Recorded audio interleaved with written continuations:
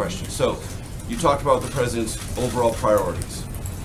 Late last night, as part of the amendment and evolution of the Senate draft, $45 billion was put on the table for opioid treatment, and health savings accounts can be used, according to this new draft, to pay premiums in the future.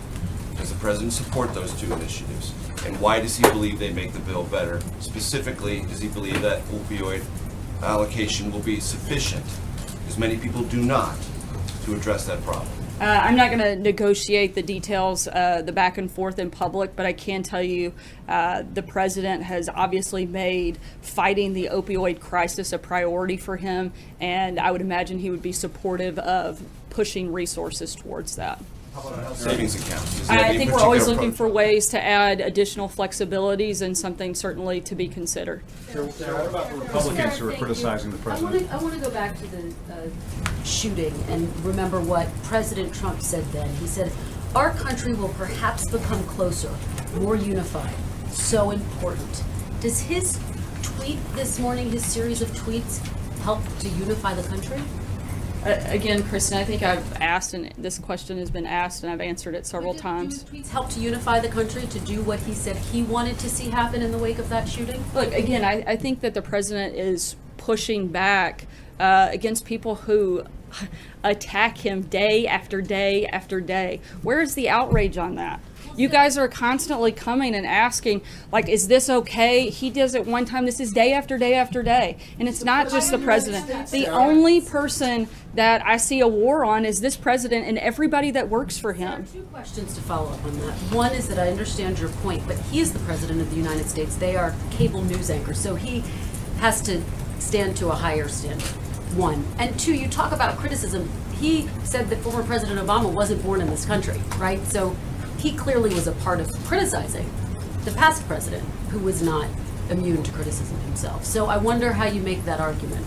Again, I think I've been pretty clear that when the president gets hit, he's going to hit back harder, which is what he did here today. Doesn't he have to meet a higher standard than cable news anchors? Sarah, doesn't he have to meet a higher standard than cable news anchors? Look, I don't think you can expect someone to be personally attacked day after day, minute by minute, and sit back. Look, the American people elected a fighter. They didn't elect somebody to sit back and do nothing. They knew what they were getting when they voted for Donald Trump, and he won overwhelmingly. Sarah, how is insulting a woman on Twitter being a fighter? What about the impact of statements like this on his effectiveness? There was a Marist poll this week that said 68% of registered voters say the president's tweets are reckless and distracting.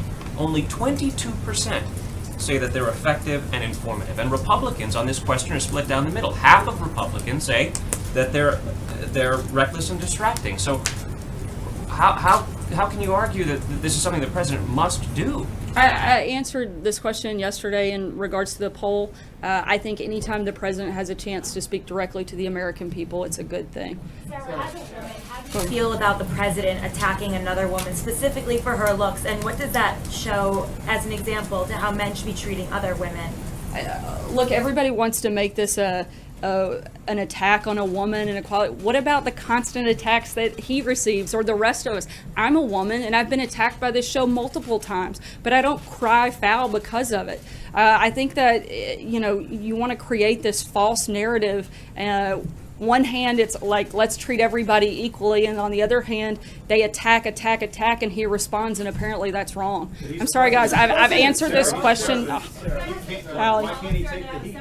Too, and this kind of gets to the point that's been made, and exactly, this is the point that's been made, so I'm not sure why we're continuing to answer talking the about same the question. president as a fighter. I just want to put it in because you talk about being personally affected by all of this as well, and that nothing is wrong with the president fighting fire with fire is the argument that you're making. So I would ask this to you, sort of on a personal level. You have stood here and talked about your family from this podium.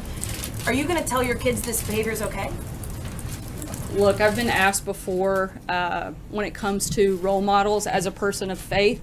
I think we all have one perfect role model. And when I'm asked that question, I point to God, I point to my faith, and that's where I would tell my kids to look. None of us are perfect, and certainly there's only one that is, and that's where I would point that direction. I want to ask you my follow-up question just on more policy points with the G20 coming up next week. That would be a change in tone policy.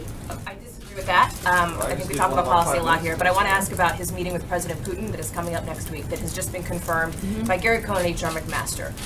And a definitive answer from you on whether the president will bring up election interference. It is clearly the biggest topic between the U.S. and Russia right now, the fact that Moscow meddled in the election. Is the president going to press